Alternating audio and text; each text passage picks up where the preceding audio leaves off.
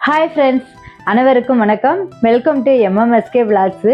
நம்ம வீட்டில் வந்து ஒரு கப்பு ரவை இருந்தால் போதுங்க. அந்த ரவையிலே வந்து நம்ம வீட்டிலேருந்து ஸ்கூல்லேருந்து பசங்க வந்து வருவாங்கல்ல, அவங்களுக்கு வந்து ஸ்நாக்ஸு தான் வந்து நம்ம எப்படி வீட்டிலே வந்து ஒரு ஹெல்த்தியான ஒரு ஸ்நாக்ஸ் வந்து பண்ணலாங்கிறத நம்ம பார்க்கலாம்.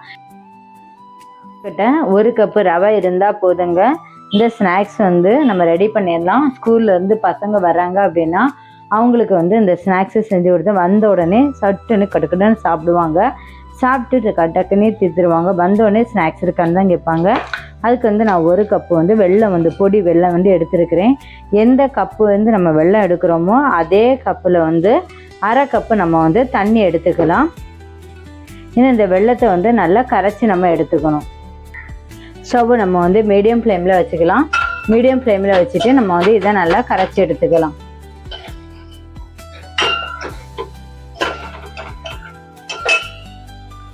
எந்த கப்பில் வெல்லம் எடுத்தோமோ அதே கப்லேயே வந்து நம்ம வந்து ஒரு கப்பு ரவை வந்து எடுத்துக்கலாம்.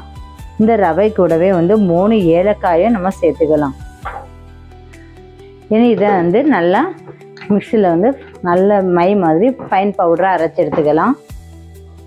வெல்லம் வந்து நமக்கு கரைஞ்சிடுச்சு. நம்ம இனி வந்து ஸ்டவ்வை வந்து ஆஃப் பண்ணிடலாம்.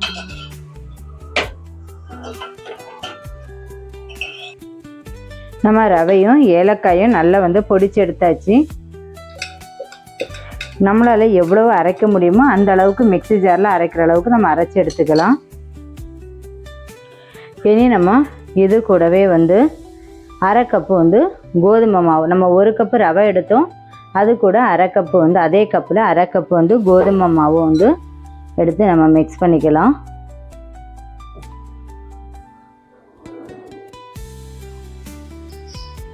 இது கூட 1/4 டீஸ்பூன் வந்து உப்பு, 1/4 டீஸ்பூன் வந்து சோடா உப்பு ஆப்பம் சோடா, 1 டீஸ்பூன் வந்து வெள்ளை எள்ளு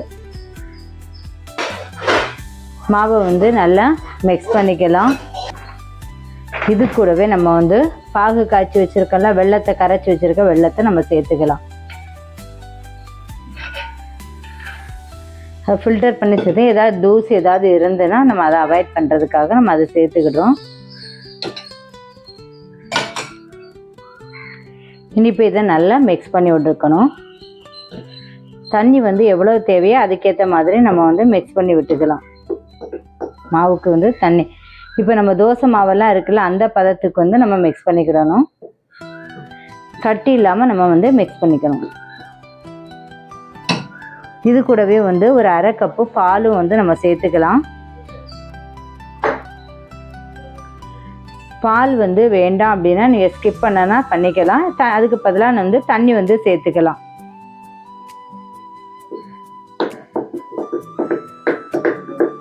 பசங்க வந்து ஸ்கூல்லேருந்து வந்துட்டாங்க அப்படின்னா நம்ம ஒரு 10 நிமிஷத்துலேயே பசங்களுக்கு இந்த மாவை மிக்ஸ் பண்ணி வச்சுட்டோம் அப்படின்னா, ரெடிமேடாக நம்ம மிக்ஸ் பண்ணி வச்சுட்டோம் அப்படின்னா வந்தோடனே நம்ம பசங்களுக்கு சூடாகவே நம்ம வந்து செஞ்சு கொடுக்கலாம். இதுக்கு வந்து கொஞ்சம் நம்ம வந்து தண்ணி வந்து சேர்த்துக்கலாம். நான் வந்து தண்ணி சேர்க்கல, அதுக்கு பதிலாக பாலே சேர்த்துக்கிடுறேன்.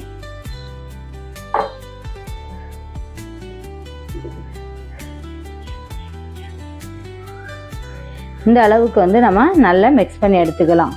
இந்த அளவுக்கு இருக்கணும் தண்ணி மாதிரி, ரொம்பவும் தண்ணியாக இருக்கக்கூடாது. நம்ம தோசை மாவு இருக்குல்ல, அந்த பதத்துக்கு வந்து மிக்ஸ் பண்ணி எடுத்துக்கலாம். அந்த அப்பம் வந்து சாப்பிடும்போது கொஞ்சம் தேங்காய் அதில் போட்டோம் அப்படின்னா ரொம்பவே வந்து அது சாப்பிடும்போதே ரொம்ப அந்த தேங்காயோடைய டேஸ்ட் வந்து ரொம்ப நல்லாயிருக்கும். அந்த அப்பத்துக்கு அந்த தேங்காய் வந்து நம்ம எதில் வறுத்து போடுறோம் அப்படின்னா கொஞ்சம் 1 ஸ்பூன் 1/2 ஸ்பூன் ஆயில் விடும். அந்த அப்பம் வந்து நம்ம வாயில் கடிக்கும்போது அந்த தேங்காய் வந்து கொஞ்சம் நம்ம வாயில் வந்து கடிப்பட்டுனா ரொம்பவே வந்து டேஸ்ட்டாக இருக்கும். அதுக்காக 1/2 ஸ்பூன் வந்து நெய் விட்டு அதில் வந்து நம்ம வந்து வறுத்து எடுத்துக்கலாம். வறுத்து நம்ம அது கூடவே சேர்த்துக்கலாம் இந்த தேங்காவை.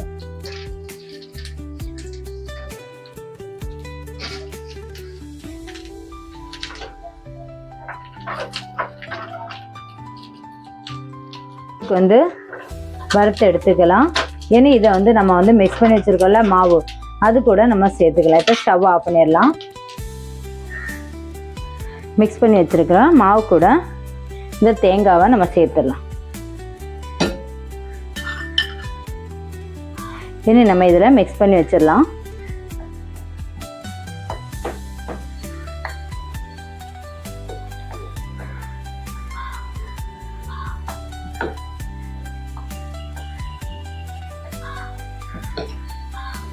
ரொம்பவே நல்லா இருக்குங்க.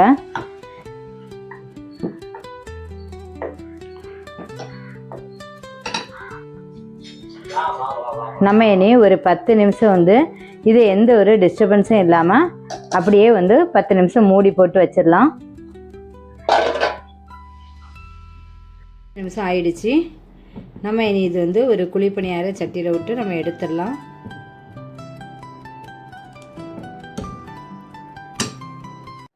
இப்போ நம்ம ஒரு குழிப்பணியாரம் சட்டி எடுத்துருக்குறோம். அந்த சட்டியில் வந்து ஒரு 1/4 டீஸ்பூன் வந்து நெய் வந்து நம்ம சேர்த்துடணும். நெய் வந்து சூடானதுமே நம்ம மிக்ஸ் பண்ணி வச்சுருக்கோம்ல மாவு, இந்த மாவு வந்து நம்ம இது கூட சேர்த்துக்கலாம். இப்போ இந்த நெய்க்கு பதிலாக நம்ம ஆயிலை வந்து எண்ணெயை வந்து சேர்த்துக்கலாம். எண்ணெய் எடுத்தோம் அப்படின்னா நல்லெண்ணெய் எடுத்தோம்னா ரொம்பவே வந்து நல்லது. இப்போ இதில் வந்து நம்ம வந்து ஒரு அளவுக்கு பாதி 3/4 குழி அளவு நம்ம விட்டால் போது ஒரு குழிக்கரண்டி வச்சு, ஏன்னா மாவு வந்து நமக்கு பொங்கி வரும், அதனால் ஒரு 3/4 பகுதி விட்டால் போதும். இனி ஒரு பாத்திரம் வச்சு மூடி போட்டுடலாம். மூடி போட்டு ஒரு 5 நிமிஷம் கழித்து பார்த்தோம் அப்படின்னா மாவு வந்து நமக்கு பொங்கி வந்துடும். இது லோ ஃப்ளேமில் வச்சு தான் பண்ணணும். ஹை ஃப்ளேமில் வைக்கும்போது இந்த வெல்லம் போட்டுக்கிறதுனால டார்க் ப்ரௌனிஸாக மாறிடும். அதுக்கப்புறம் உள்ளாடி வந்து அது வேகாமலே இருக்கும். இப்போ நம்ம வந்து இதை திருப்பி போட்டு ஒரு 2 நிமிஷம் வச்சோம் அப்படின்னா நமக்கு ஒரு டேஸ்டான ஹெல்த்தியான ஒரு ரெசிபி வந்து குழிப்பணியார ரெசிபி வந்து நமக்கு ரெடி ஆயிடும். இதே மாதிரி தான் மீதம் இருக்க மாவே நம்ம வந்து செஞ்சு எடுத்துக்கலாம். இனி டேஸ்ட் பண்ணி பார்த்துடலாம்.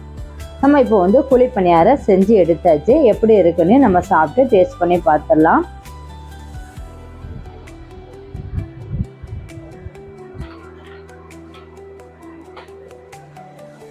ரொம்பவே வந்து நல்லா இருக்குது.